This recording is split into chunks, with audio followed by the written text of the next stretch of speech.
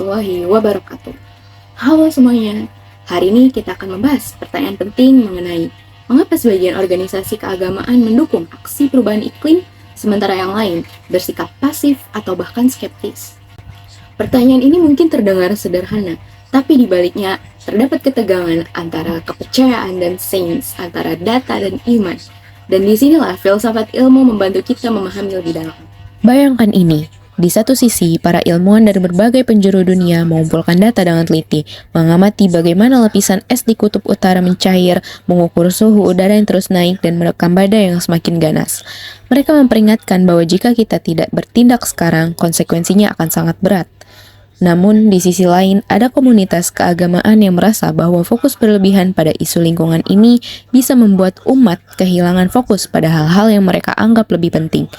Spiritualitas, keselamatan jiwa, dan hubungan manusia dengan Tuhan. Mereka takut bahwa perhatian yang besar pada dunia fisik akan menggeser perhatian dari kehidupan akhirat. Jadi, kita melihat sebuah ketegangan yang nyata antara dua cara pandang, sains yang menuntut aksi berdasarkan bukti nyata, dan agama yang kadang merasa bahwa isu lingkungan itu terlalu duniawi dan bisa mengaburkan tujuan spiritual. Mereka bicara soal iman, soal harapan, tapi tidak banyak yang membicarakan soal bumi yang rusak. Namun, tidak semua organisasi agama bersikap seperti itu. Banyak juga yang mulai melihat bahwa merawat lingkungan adalah bagian dari tanggung jawab iman. Mereka bilang kalau bumi ini ciptaan Tuhan, maka menjaga bumi adalah bentuk ibadah. Lalu, apa yang bisa kita lakukan untuk menjembatani antara sains dan agama? Filsafat ilmu mengajarkan kita bahwa cara kita memahami kebenaran bisa berbeda-beda. Ilmuwan percaya pada metode empiris, yakni seperti eksperimen, data, dan juga observasi. Sementara agama banyak bersandar pada wahyu, tradisi, dan juga nilai moral. Dua dunia ini terkadang tidak bisa saling mendengar. Tapi apakah itu berarti tidak bisa berdialog? Tidak juga. Filsafat ilmu juga bilang, ilmu pengetahuan tidak bebas nilai. Ilmu bukan hanya soal angka dan grafik, tapi juga soal tujuan, dampak sosial, dan pilihan moral. Maka ketika kita membicarakan soal krisis iklim, kita tidak hanya berbicara soal karbon dan suhu, tapi kita bicara tentang keadilan, tanggung jawab, dan masa depan umat manusia. Dan disitulah peran agama sangat penting. Agama bisa memberi kerangka etis yang sangat kuat, sebuah panduan moral yang melampaui sekedar angka dan statistik. Dalam banyak tradisi ada ajaran tentang kasih sayang, keadilan, dan tanggung jawab terhadap sesama dan alam sekitar. Kerangka ini bisa menjadi bahan bakar semangat untuk bertindak nyata.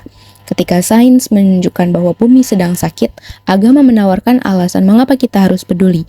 Bukan hanya karena itu penting secara ekologis, tapi karena itu adalah kewajiban moral dan spiritual kita. Banyak komunitas keagamaan kini terlibat aktif dalam kegiatan penghijauan. Mereka sadar bahwa iman tanpa aksi adalah kosong dan bahwa menjaga bumi adalah bentuk nyata dari kasih sayang terhadap ciptaan Tuhan dan generasi yang akan datang. Lalu, apa yang bisa kita lakukan untuk menjembatani antara sains dan agama? Jawabannya dialog. Bukan debat, tapi dialog. Kita perlu ruang-ruang di mana ilmuwan dan pemuka agama bisa duduk bersama. Bukan untuk saling menghakimi, tapi untuk belajar dan mendengarkan. Kita juga bisa mendorong pendidikan lingkungan yang tidak hanya mengajarkan fakta-fakta ilmiah, tapi juga mengaitkan nilai-nilai spiritual yang mendalam. Bayangkan jika anak-anak dan remaja tidak hanya belajar tentang perubahan iklim dari buku, tapi juga diajak merenungkan makna menjaga bumi sebagai wujud cinta dan penghormatan kepada Sang Pencipta. Pendidikan yang menyatukan ilmu pengetahuan dan nilai spiritual seperti ini bisa membangun kesadaran yang lebih holistik dan berdampak jangka panjang.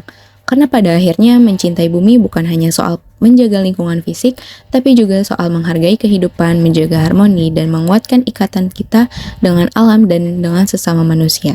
Jadi, perubahan iklim bukan hanya soal lingkungan, tapi juga soal iman, nilai, dan masa depan kita bersama. Dan untuk menghadapi tantangan ini, diperlukan kolaborasi, bukan dikotomi. Ilmuwan dan komunitas agama bisa dan harus berjalan bersama. Karena menyelamatkan bumi bukan hanya tugas untuk para ahli, tapi juga panggilan moral untuk kita semua. Jangan lupa cintai bumi mulai dari hal-hal yang kecil. Terima kasih sudah menonton. Sampai jumpa di video berikutnya. Assalamualaikum warahmatullahi wabarakatuh.